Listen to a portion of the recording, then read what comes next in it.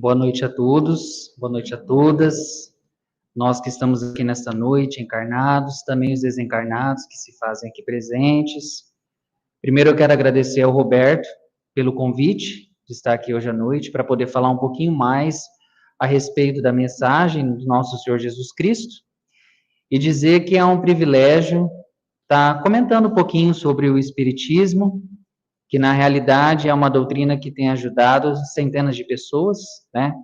Ou digamos aos milhares por aí. E eu gostaria de começar a minha fala dizendo que o tema de hoje foi justamente escolhido e inspirado porque nós estamos no início de um ano, mas também estamos vindo de anos complexos. Nós estamos passando por crises sociais, crises políticas, crises ambientais e, sobretudo, crises existenciais. Essas crises existenciais, elas estão cada vez mais flagrando em nós dúvidas, incertezas, questionamentos, passagens, que inclusive em mim, que aqui vos fala, tem me pegado diretamente, e isso tem feito com que a gente precise se voltar, tem uma necessidade de se voltar para um contexto de uma palavra que tem simplesmente duas letras, mas que faz toda a diferença no nosso dia, que é a fé. Né? A fé, na realidade, tem a sua projeção desde a nossa criação. Todos nós que estamos aqui, nós temos inatos em nosso instinto a percepção da existência da fé.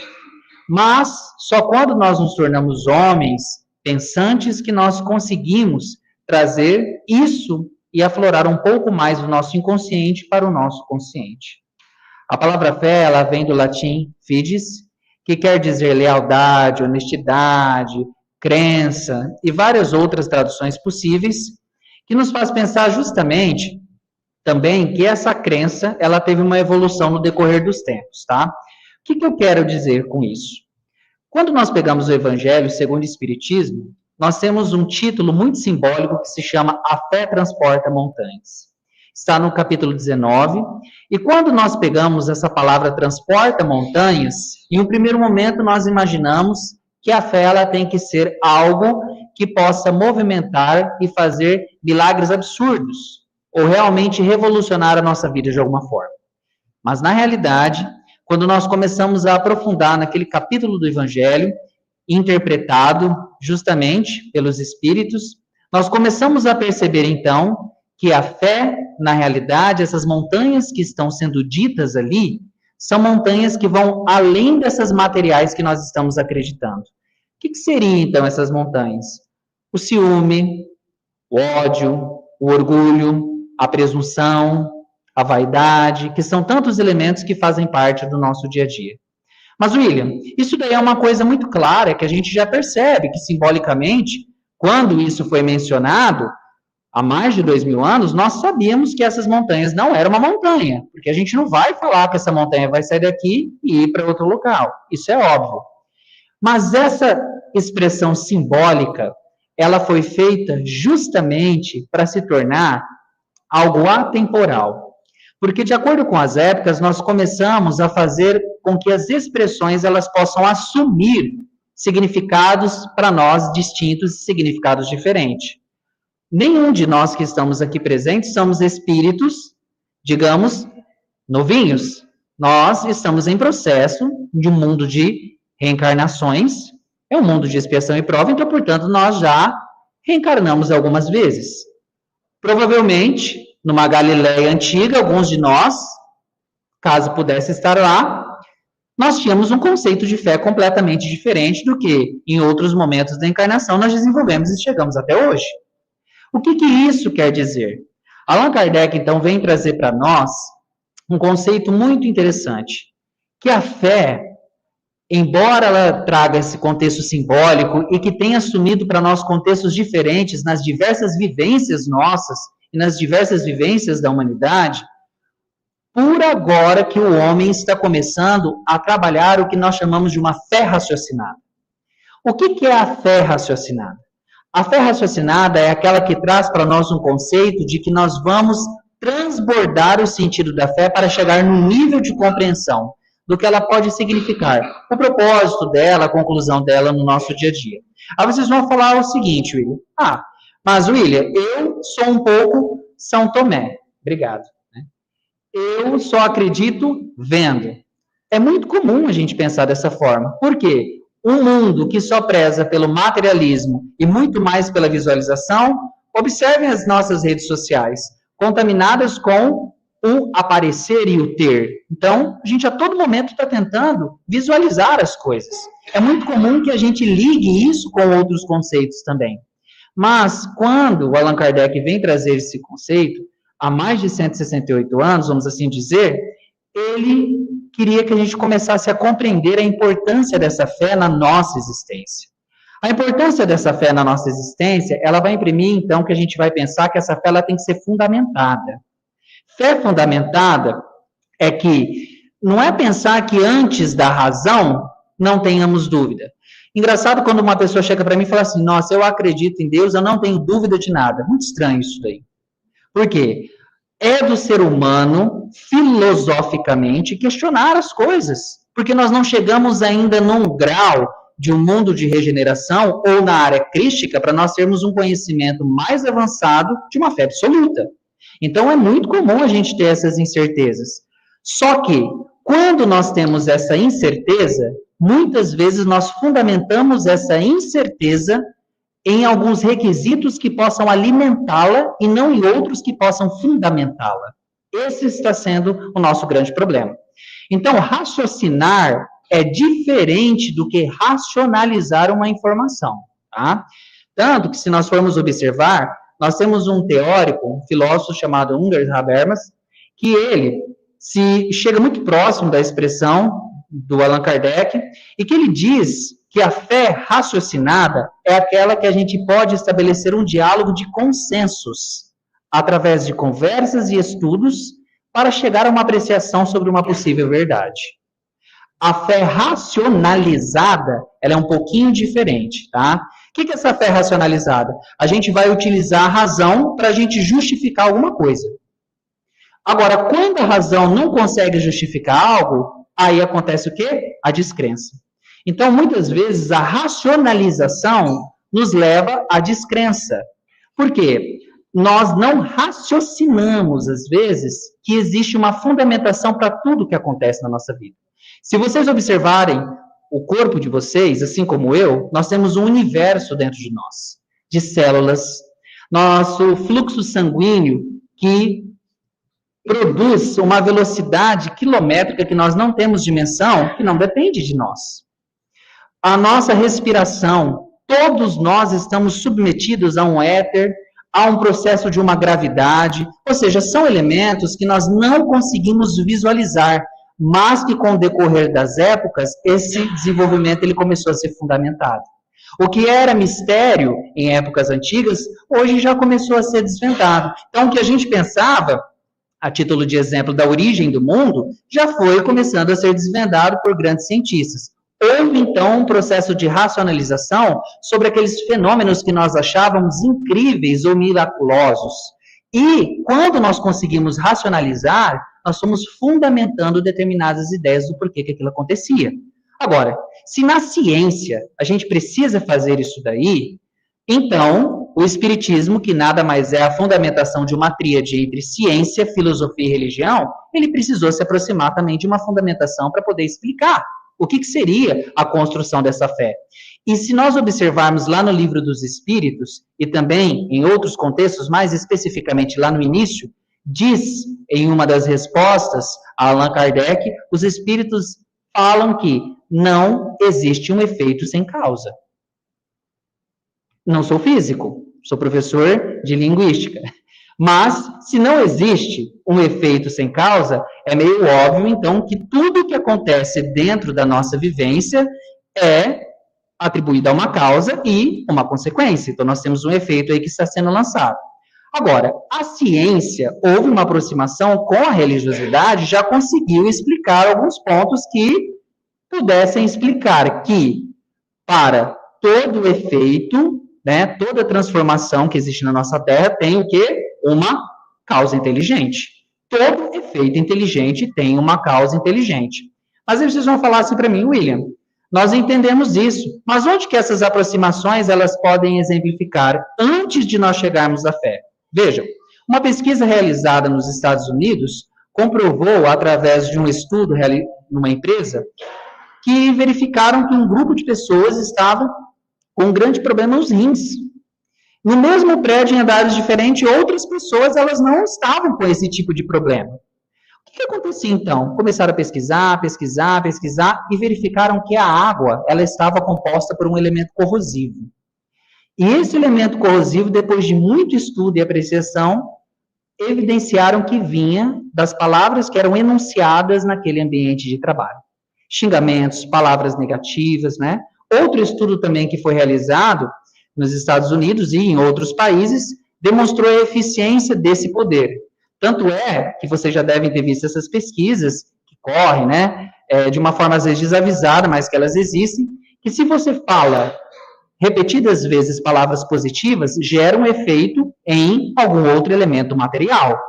Mas, William, eu não consigo ver as palavras, né? Mas nós conseguimos senti-las.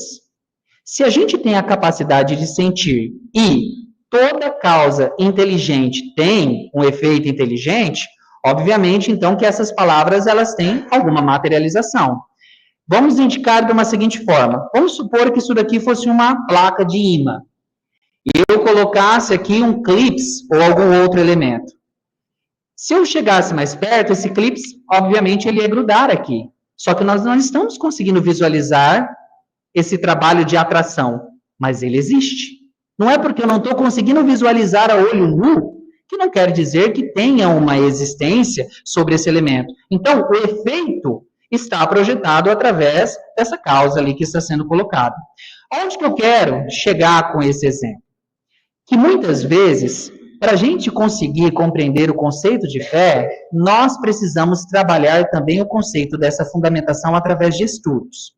Se a ciência ela já fez essa aproximação, nós conseguimos ver, inclusive, o contexto da aura, que foi comprovada com as fotografias Kirlian. Então, hoje, se nós falamos de aura, não é mais uma coisa mítica ou mística. Ela realmente existe através da pesquisa que foi realizada por Kirlian, né, dentro desses conceitos.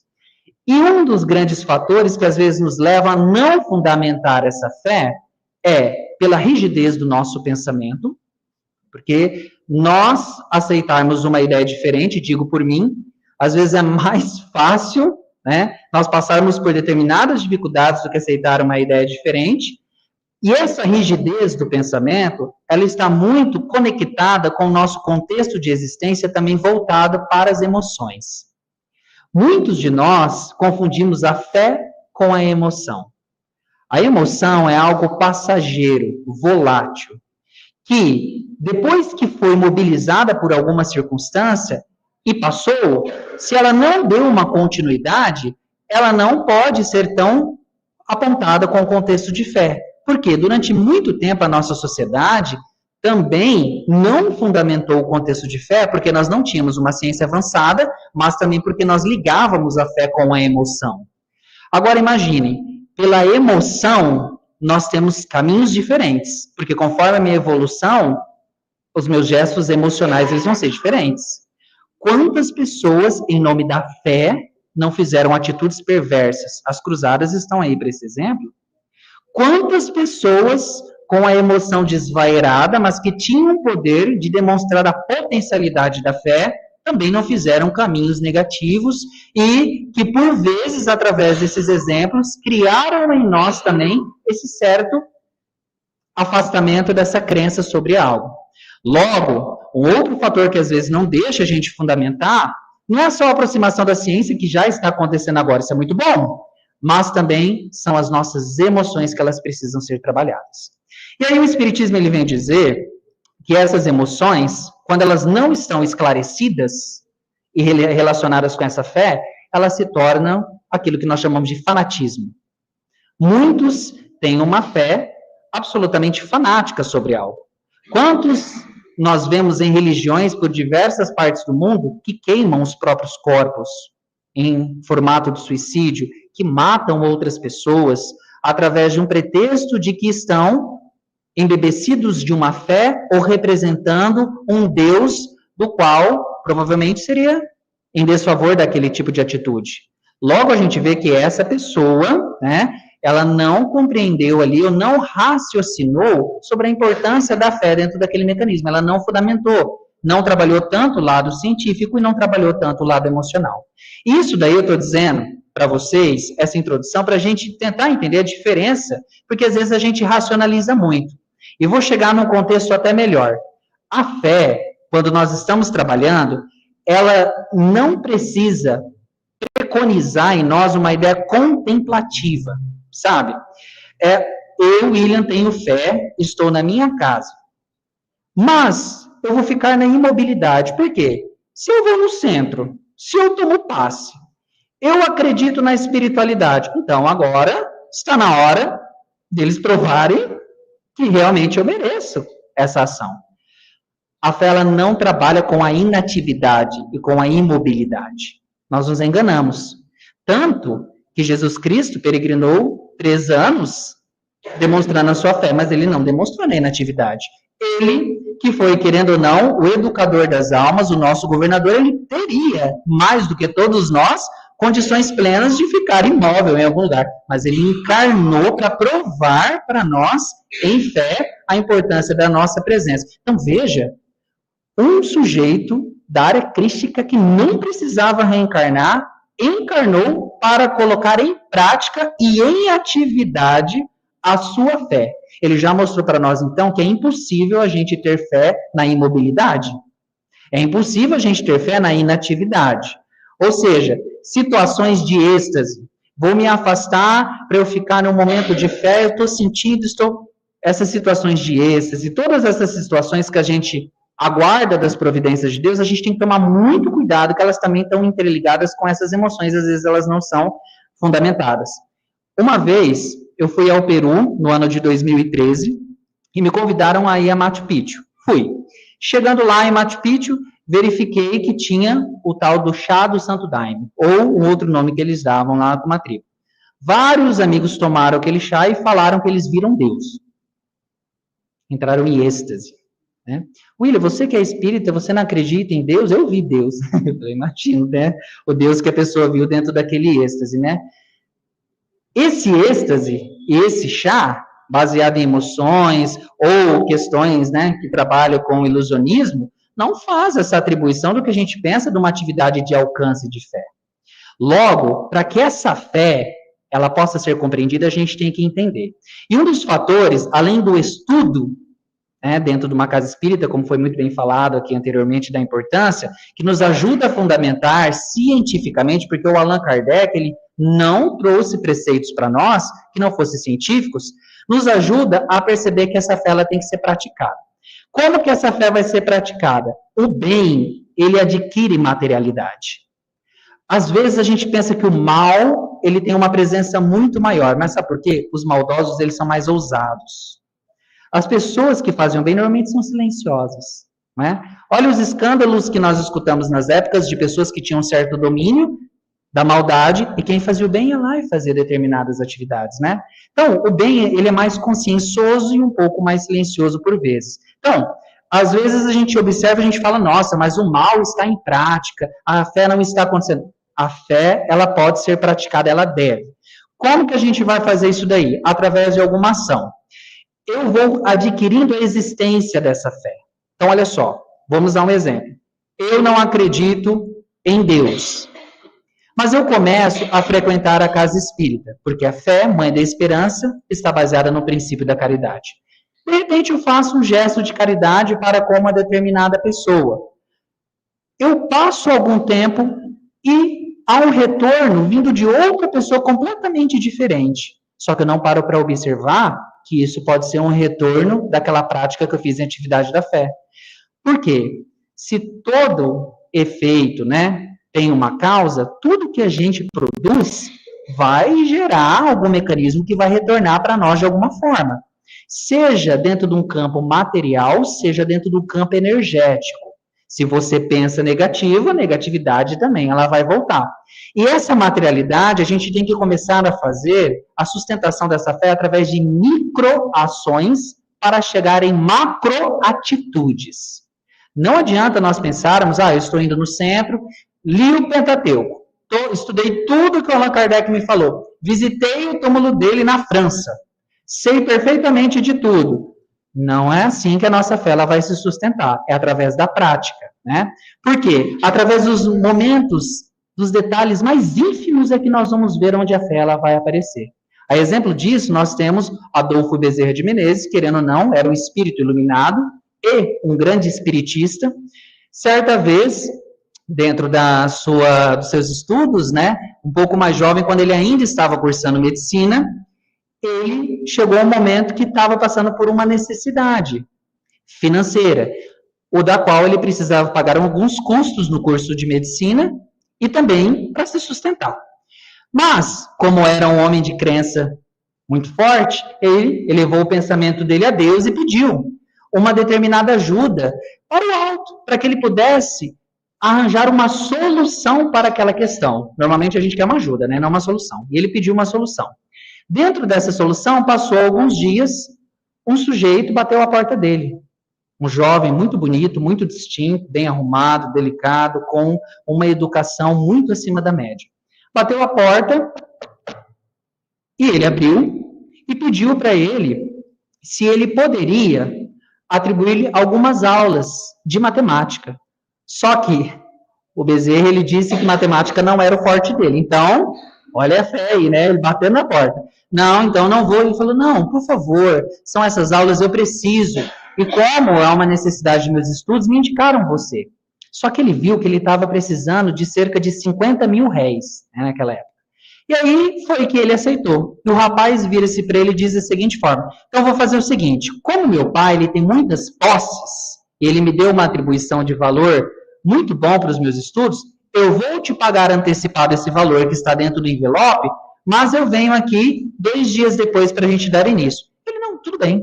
Ele pegou o envelope, colocou lá dentro, né? Depois, quando o rapaz saiu, ele foi ver dentro do envelope tinha 50 mil réis. Passou-se os dias, passaram-se as semanas e os meses, e o rapaz nunca apareceu. Quer dizer, quando ele pediu para a espiritualidade, diante das microações que ele fazia em caridade ou outras atividades, ele tinha levado o pensamento dele, as características fluídicas de recepção que ele teria, e a espiritualidade, então, de uma certa forma, observou esse merecimento para que ele pudesse continuar aquele percurso de caridade que ele já estava fazendo e fez uma atribuição para ele.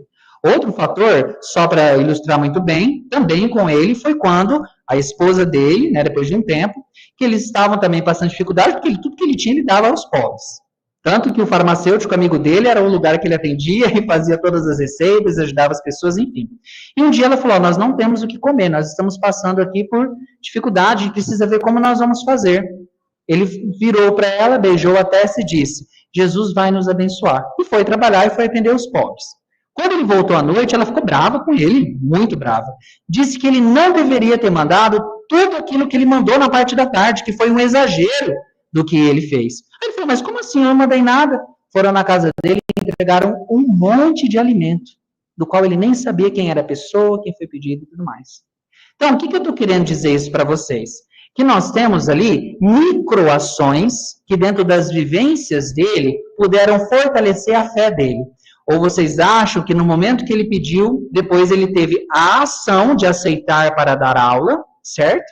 E aí houve uma manifestação ali daquela atitude do retorno de fé. Então, se nós observarmos, nós vamos começar a sair dessa fé passiva, que é a fé de que a gente tem que receber tudo, não é? Tanto é que muitos de nós, eu já fui assim, né?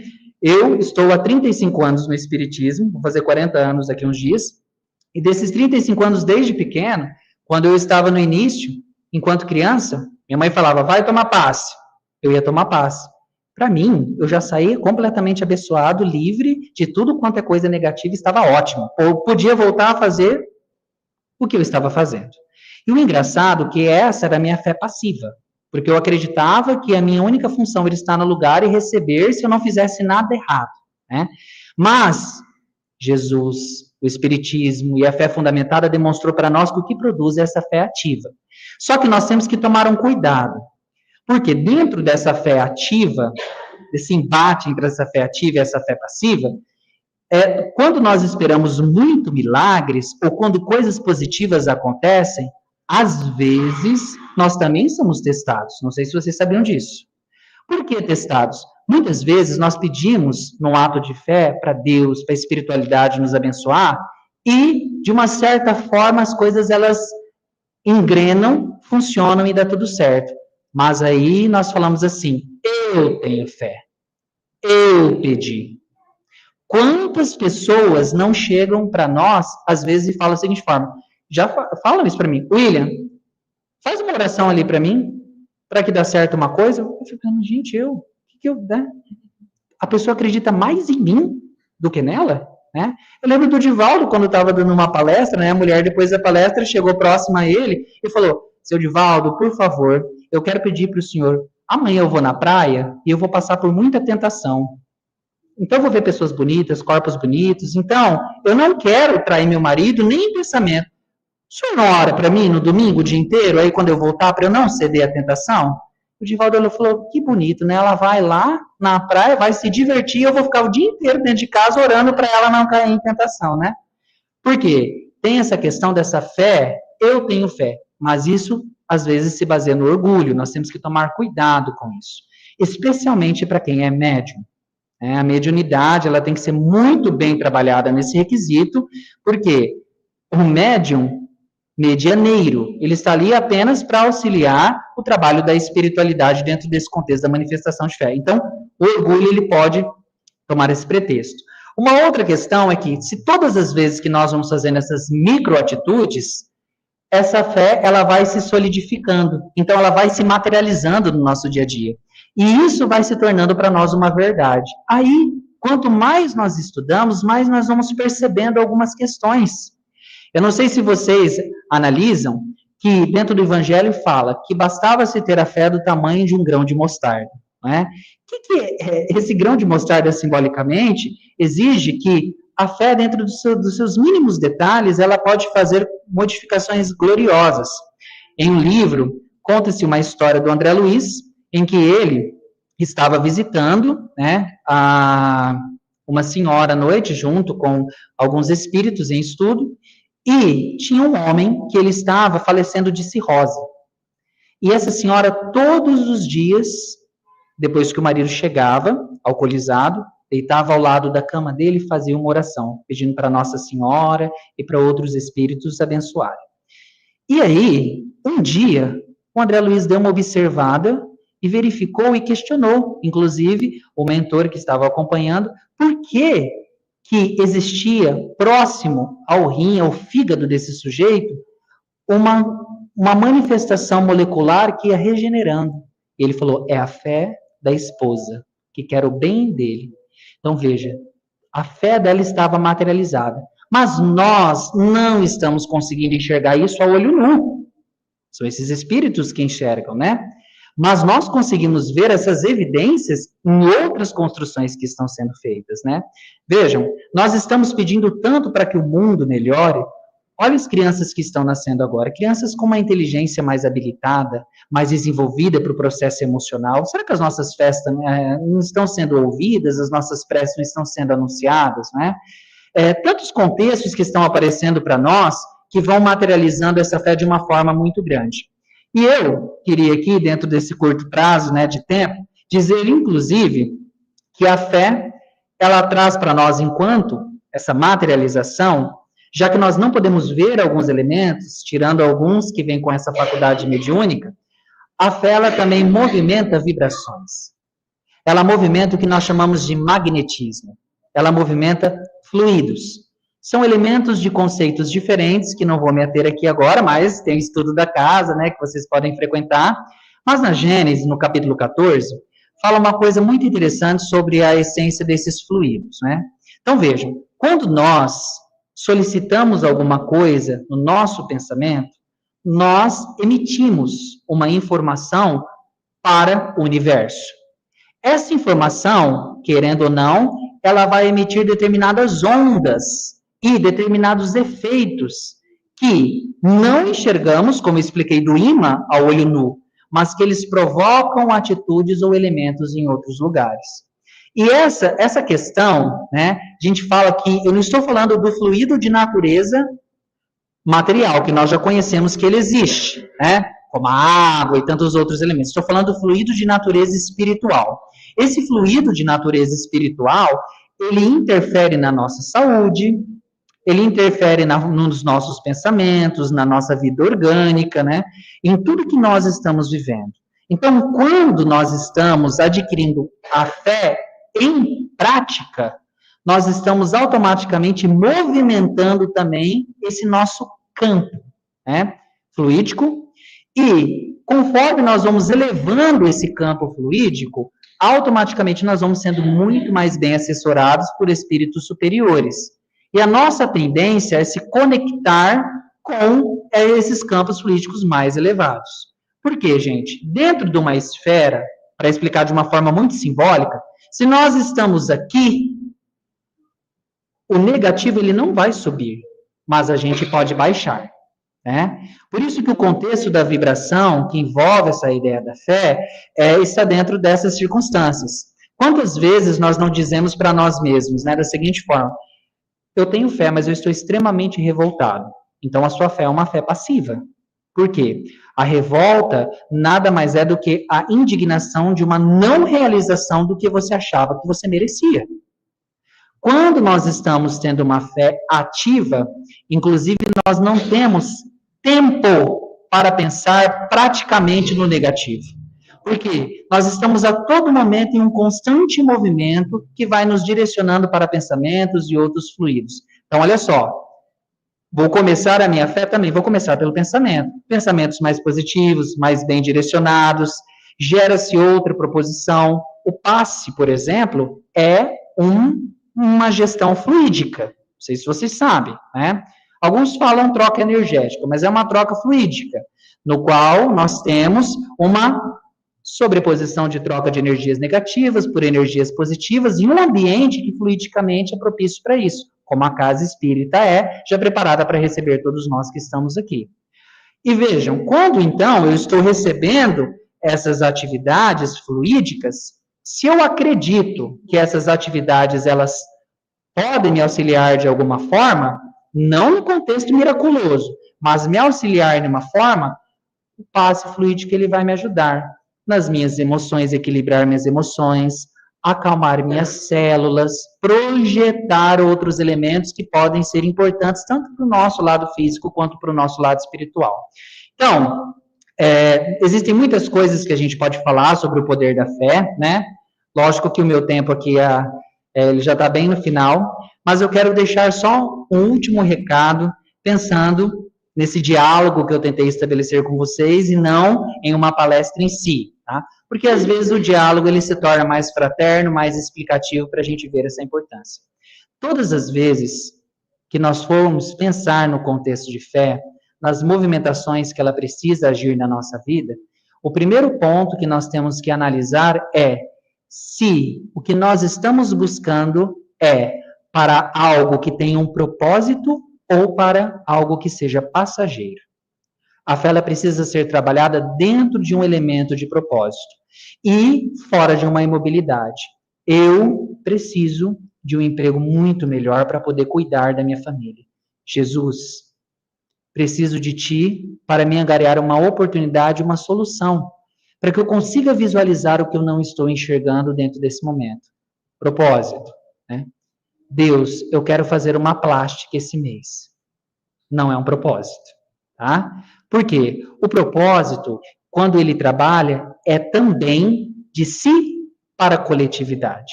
E quando você outorga isso com fé, e dentro de outras microações positivas, a espiritualidade, ela vai observar o seu chamado dentro desse contexto. E vejam só, a cada prece que nós emitimos, a cada solicitação que nós fazemos para a espiritualidade, nunca pensem que vocês não são ouvidos. Nós sempre somos ouvidos, assim como todos os nossos pensamentos e atitudes são assistidos. Nós estamos nus perante a espiritualidade de qualquer forma. Então, tudo que nós pedimos em ação ou atividade diante de um propósito, pelo nosso merecimento, a espiritualidade ela vai nos outorgar. Divaldo agora passou por um processo cirúrgico, não sei se vocês ficaram sabendo, Divaldo Franco é um grande propagador do espiritismo no Brasil e no mundo, e ele recebeu uma visita, né, da Joana de Ângeles. E dentro dessa visita, a Joana de Ângeles disse para ele assim: diante dos feitos que tem outorgado, fé em prática. Né? Você ganhou mais uma moratória, mais um período, né? Porque ele foi acometido por um câncer. Mais um período. Ele feliz, né? Ele falou assim, mas eu perguntei para ela, né? Quanto tempo? E ela disse, o tempo que for necessário. Né? Então, meus amigos, eu queria só falar para vocês dessa forma, né? Para poder outorgar um pouquinho, falar sobre a importância dessa fé. Eu espero ter conseguido estabelecer um diálogo que possa fundamentar uma curiosidade em vocês e procurar alguns estudos, né? Justamente para compreender tudo que está acontecendo na vida de vocês. Se vocês não estão felizes, todo efeito tem uma causa, a gente tem que estudar e fundamentar nisso e alimentar nossa fé. Se eu estou passando por dificuldades na minha casa, no meu serviço, tenho que procurar me fundamentar para estudar e compreender o que está acontecendo, para que a minha fé ela não possa se sentir abalada. Como Allan Kardec falou, em uma determinada época, a verdadeira fé é somente aquela que pode enfrentar a razão em todas as épocas da humanidade. Muito obrigado, que Jesus os abençoe e até uma grande oportunidade próxima.